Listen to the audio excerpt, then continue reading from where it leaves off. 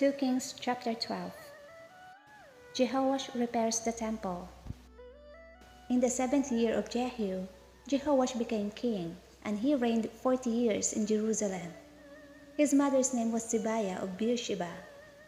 Jehoash did what was right in the sight of the Lord, all the days in which Jehoiada the priest instructed him. But the high places were not taken away. The people still sacrificed and burned incense on the high places.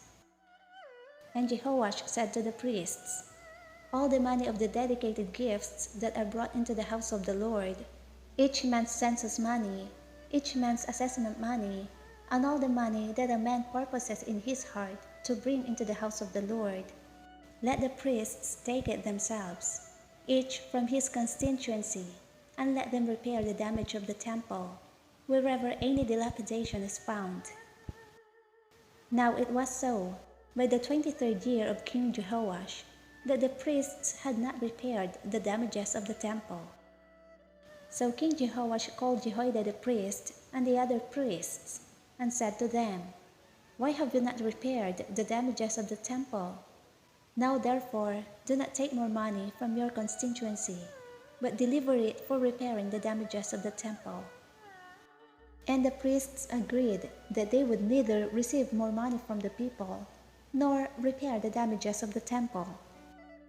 Then Jehoiada the priest took a chest, bored a hole in its lid, and set it beside the altar, on the right side as one comes into the house of the Lord. And the priests who kept the door put there all the money brought into the house of the Lord. So it was, whenever they saw that there was much money in the chest, that the king's scribe and the high priest came up and put it in the bags, and counted the money that was found in the house of the Lord. Then they gave the money, which had been apportioned, into the hands of those who did the work, who had the oversight of the house of the Lord.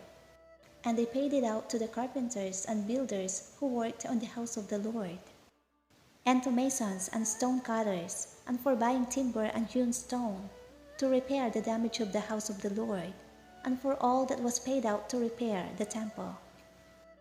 However, there were not made for the house of the Lord basins of silver, trimmers, sprinkling bowls, trumpets, any articles of gold or articles of silver, from the money brought into the house of the Lord. But they gave that to the workmen, and they repaired the house of the Lord with it. Moreover, they did not require an account from the men into whose hand they delivered the money to be paid to workmen, for they dealt faithfully. The money from the trespass offerings and the money from the sin offerings was not brought into the house of the Lord. It belonged to the priests.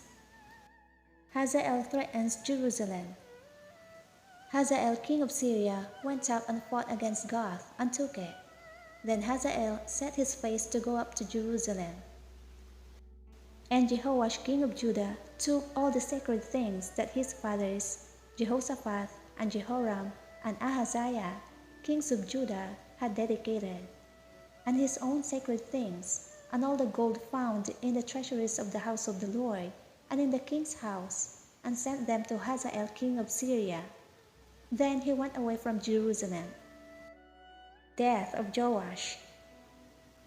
Now the rest of the acts of Joash, and all that he did, are they not written in the book of the Chronicles of the kings of Judah?